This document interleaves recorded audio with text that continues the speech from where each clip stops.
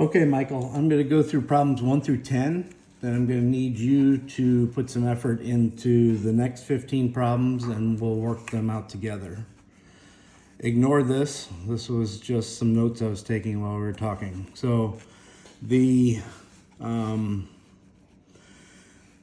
first question was to define the equation of the circle where the center was at 1, 2, 3, 1, 2, 3, 4, negative 4. If you remember, the equation for a circle is x minus h squared plus y minus k squared equals the radius squared. And h and k represent the center and r represents the radius. Therefore, we know this could be difficult. Therefore, we know h and k equals 3 comma negative 4, right? As I just counted over here, 3, negative 4. The radius is this point here, from this point here at a 0, negative 1. You can see that that makes a perfect 3 by 3 right angle. Therefore, we can use Pythagorean's theorem. R squared equals 3 squared plus 3 squared, which is equal to 9 plus 9, which is equal to 18. So R squared is equal to 19. So now we can just plug these numbers in up here.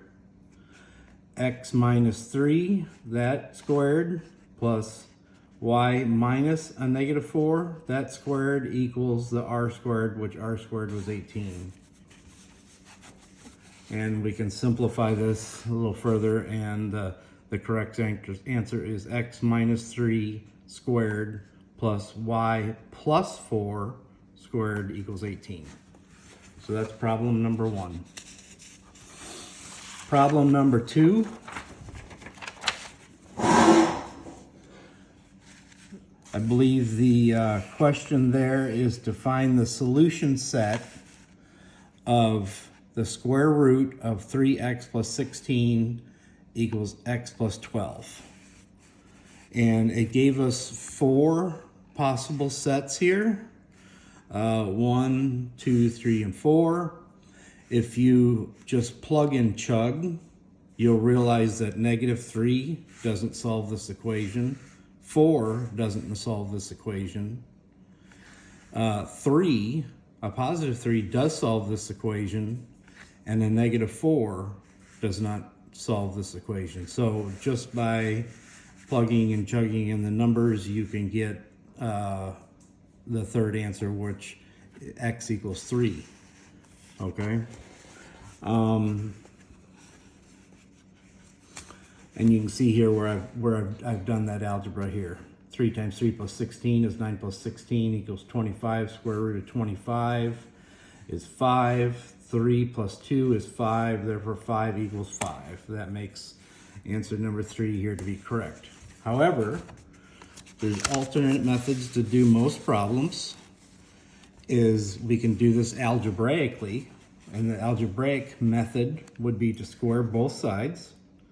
So you've got the square root of 3x plus 16, that squared is equal to x plus 2 squared, okay? And that will then reduce down to 3x, right? The square root here is going to cancel the square. So we get 3x plus 16 equals x squared plus 2 squared, which is 4. We can rearrange this to get it into the quadratic formula form, right? And that form is where you want to get 0. Sorry.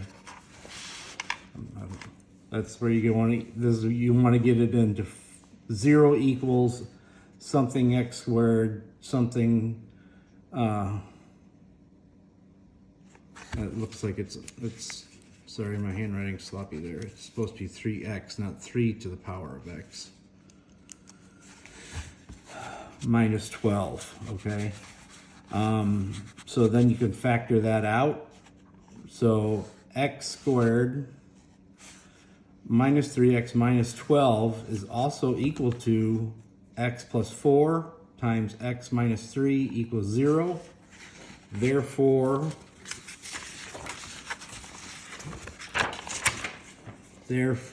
either solution of x plus 4 equals 0 or x minus 3 is 0, right? That would be a positive solution. So that gives us a set of x could be a set -4, 3. However, we need to check it for extraneous numbers. If we input -4 into that equation, we get 3 times -4 plus 16 equals -4 plus 2. -12 plus 16 equals -2. Square root of 4 does not equal -2. Therefore, one of the answers cannot be -4.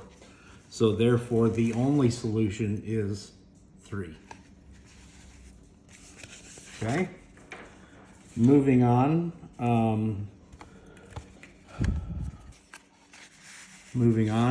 Problem 3 of 25 says if r equals the cube root of a squared b divided by c, then the logarithmic log r can be represented by, and we need to talk about some definitions here. So the definition of a log is b to the y equals x can be rewritten as y. You're bringing this down, taking the base b logarithmic of x. And then we've also got a quotient rule that we're going to need to use to solve this problem, where you got log base b of a variable divided by a variable is equal to the log base b to the upper variable minus the logarithmic b of this denominator, which is n, okay? So therefore, I can take log r, I'm just logging both sides, right? Because that's what it's asking for here. What is log r? So log r equals the logarithmic of this equation that we had up here, right? We can rewrite that. So the log of a cube root is 1/3, right? Then we have log a squared plus log b, because those are multiplied, minus log c, right? And that goes back to this rule over here where we would subtract off any denominators, okay? So we can and then the power rule of logs, if we take the logarithmic of something, of an unknown to some power, it becomes that power log of the original number, okay? So now we can rewrite this equation as 1/3 times the product of all this, 2 log a plus log b minus log c, right? And then I can boil this down by dividing through by 1/3, right? So 2/3 log a plus 1/3 log b minus 1/3 log c, and that is our answer right there. Okay. All right. Now we've got a word problem that uses a exponential equation. So we're going to start here. We're going to read the problem. This is all information that's in the problem. Akeem invests $25,000. He invested at an annual rate of 4.75%. We are to use this equation where A equals P times the number E, right, to the power of R and T, where A equals the amount after T years, P equals a principal. The principal is the initial investment. R equals the annual interest. And the question is how many years to the nearest tenth to triple his money, okay? So now we start plugging in the equation, the numbers that they gave us into that equation. So we now have A equals to 3P, which is equal to 75,000. That's tripling this 25 up here, right? So therefore, 75,000 equals 25,000 times E to the power of 4.75%, which written in decimal form is 0.0475 times time, right? And we're trying to solve for this guy here, time, right? How many years to the nearest tenth to triple his money? So I can now I can rearrange this thing. I apologize. I did a couple steps here in advance in my head. So I divided both sides of the equation by 25 and I get 3, right? And now I have 3 is equal to E times that 4.75% times time. If you remember your power rule using the natural log of x to some variable y is equal to y natural log x, okay? Therefore, the natural log of 3 is equal to that 4.75% times time times the natural log of E. And if you remember on the phone, I asked you what the natural log of E is. And by definition, E is, E to the natural log is 1. That is the definition of E. It's an imaginary number. I'm sure you've talked about it in class, okay? So essentially this part of the equation goes away, right? Because it's equal to 1. So now what I have is the natural, man, it's hard to keep this. The natural log of 3 is equal to 4.75% times time. I can solve for time, right? Now time becomes the natural log of 3 divided by 4.75%. And if I plug this into my calculator, take the natural log of 3 divided by this 0.0475, I get t equals 23.1 years. So that would be the answer to that problem. Hopefully you're following along. If not, you can stop, pause, rewind, do whatever you need to do to make sure you understand this. Okay, this next problem, problem 5, the expression 4 divided by 5 minus the square root of 13 is equivalent to what?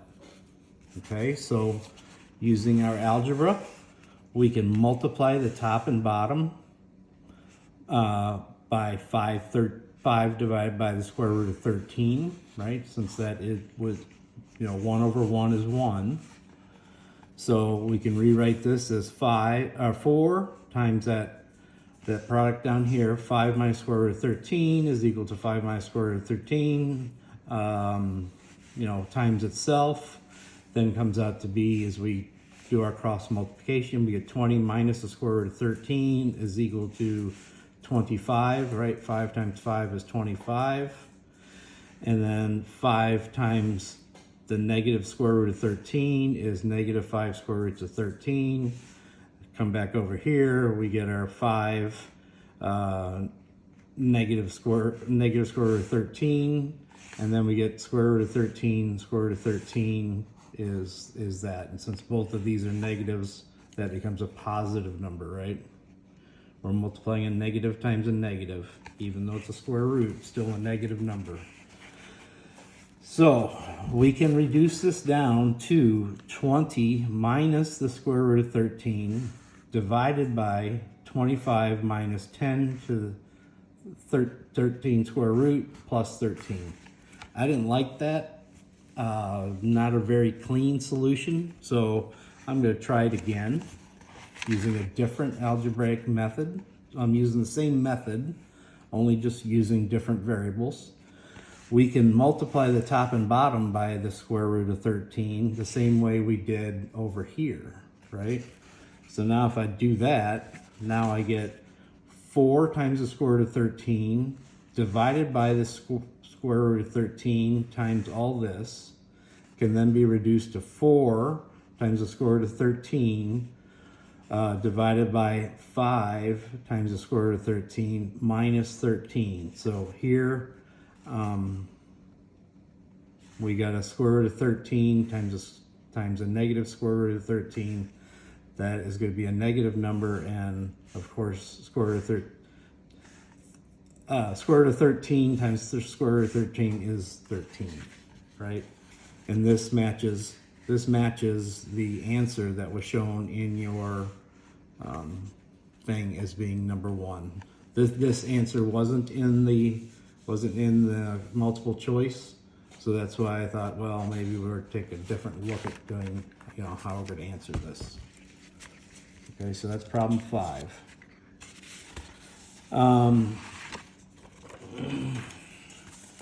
Whoops, it looks like I took. Okay, problem number 6 says the expression, the cube root of 16x squared to y to the 7th is equivalent to what? Well, we can carry our cube through, so we get the cube root of 16 times the cube root of x over squared times the cube root of y to the 7th. The cube root of 16 is equal to 2, right? If I take 2 times 2 equals 4 times 2 more is equal to 8 times 2 more is equal to 16, right?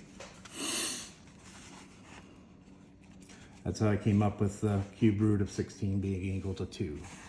So now I can plug this in here, and now I have my cube root of x squared is equal to x to the 2/4 power, right?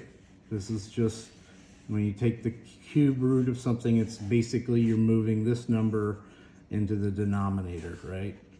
So this section of the equation equals x divided by 2/4, which can be reduced to x is to the 1/2 power. Or, you could write this as the square root of x.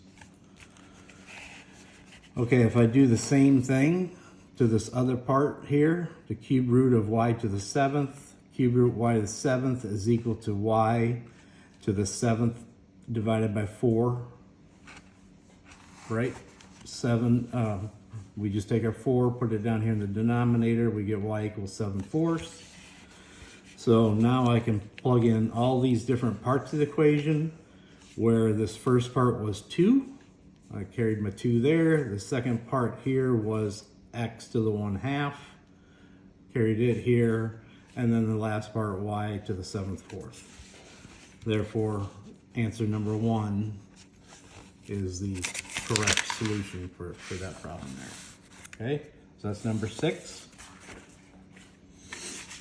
Number 7. What is the value of x in the equation log base 5 of x equals 4? Okay, let's go back to the definition of what a logarithm is. Y is equal to the log base b of x. And this can be rewritten, since these are just two different ways of, this is your definition of a log. B to the y is equal to x, right? So y equals log b x. Therefore, we know, and if we look up here, the y value, right? This y value here is 4, so y equals 4. Our b number here is 5, right? That b there's 5. And x equals x. So I can rewrite this as 5y equals x, or no, 5y equals x. We know that y equals 4, So 5 to the 4th power is equal to x. X to the 4th power is 5 times 5 is 25. Times 5 more gives me 125. Times the next 5 is 625. Therefore, the correct answer being number 3, 625. Problem number 8. The value of x, sorry, I'm sloppy, in the equation 4 to the power of 2x plus 5 equals 8 to the power of 3 times x is equal to what? 8 can be rewritten as 2 to the 3rd power, right? 2 times 2 times 2 is equal to 8. So I can substitute that into my equation. And if you remember your exponent rule, a to the mth power and that to the nth power is equal times a times n to the nth power. Okay, let's see quickly here how we're going to use that. So now we can rearrange our formula using some algebra. 4, right? 4 to the power of 2x plus 5 is equal to our 8, right? There's our 8, 2 to the 3rd power, times the power of 3x, which is equal to 2 times 9x, right? We just multiplied through here. We get 3 times 3 is 9, and so it's 9x. 4 is equal to 2 squared, right? So now I can rewrite this part of the equation as 2 to the 2 times 2x plus 5, or this can be rewritten. Again, I apologize, I jumped here a little bit just doing the mental math. So if you do this cross multiplication, you get 4x plus 5x, and that is equal to 9x, right? So this side of the equation here is equivalent to 9x. So now, or 2 to the 9x, I'm sorry. So this part of the equation, right, which we said is 2 to 4x plus 10 is equal to 2 times this side over here, which is 9x. And since both the bases are the same, we got 2 to a power is equal to 2 to a power is equal to the powers, right? So now we have 4x plus 10 equals 9x. We just got to solve for x. We get 10 equals 9x minus 4x, so 10 equals 5x. And if we divide that through, of course, x is 10 over 5, which is equal to 2, which matches answer number 2. So that's your 8th problem. Okay, this one honestly struggled with a little bit, but finally figured it out. So it's asking you what is the range of a function of x that is equal to x plus 4 that squared plus 7. Okay. If you remember, this is a quadratic equation. If I just plug in a value, so I can make a little graph, I say x. If x equals 1, then my function of x equals 32. If I put x equals 0, my function of x is now 23. And since any negative number times a negative number is always going to be a positive number, the lowest value would be 0 squared plus 7. Right? We're trying to find the range. So now we have just found the lowest value, which is, like I showed here, -4 plus 4 to the second power plus 7. So for when x equals 0, our function of x is equal to 7. I now have 3 data points, which I can plot on a chart. Notice nice straight lines. Took some approximations and kind of condensed the scale here. We had a function, a 1 is equal to 32. So 1, 32.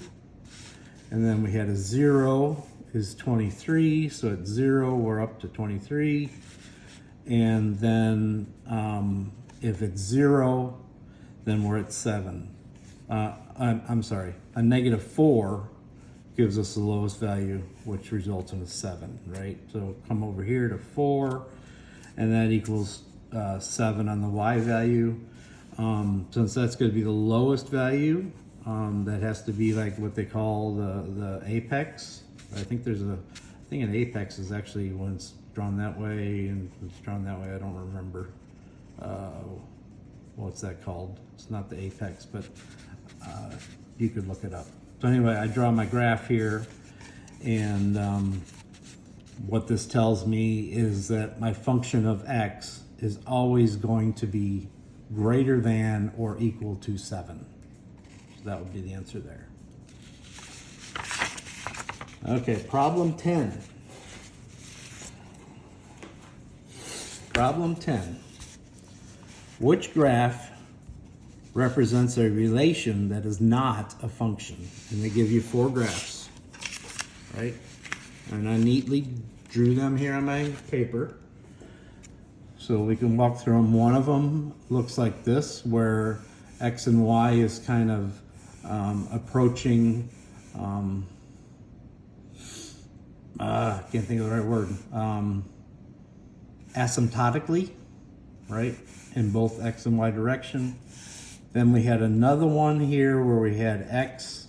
We had 2 discrete values of x equaled 1 discrete value of y, 2 more discrete values of x equals another y, and 2 other discrete values of x equals yet a third y.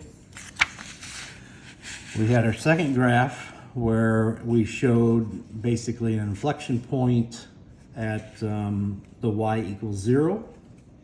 And then we had our fourth graph here where we had a discrete value to some unknown discrete value in 3 different cases, gave us different y values.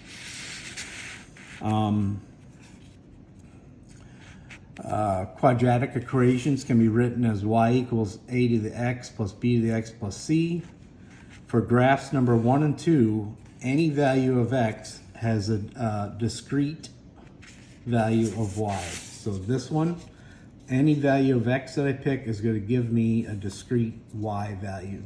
Same for this one. Any x value I pick, whether it's here, here, here, here, here, here, here, is all going to give me a discrete value. So both of these are functions, and remember we're looking for what is not a function. This over here is called a many-to-one relationship.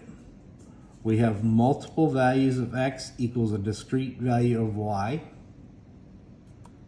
So this is a function, and it's called a many-to-one relationship. And then our fourth one here is not the function, because there is no direct correlation between x and y, because the value at these points is unknown. We don't know how big that empty void is or how small that empty void is. Therefore, I can pick an x value that's in here, and I don't necessarily know what my y value is. Okay? So for graphs 1 and 2, any value of x has a discrete value of y. The correct answer is not 1 or 2. Where did my continuation go? There was no continuation. I basically said, stating what I've already verbally stated up here is 1 and 2 are functions. 3 is a function, therefore the correct answer is 4. This is not a function. Okay, now I want you to work through problems 15 through 25. I'm not going to give you the answers for all 25 questions. You need to prove to me that you can do this work. You can go back, re-listen to this video at any time. You can call me if you have any questions, but I'm going to let you work on the next 15 to make sure that you understand these concepts and not just copy down the answer and put it into the computer. Okay? Bye.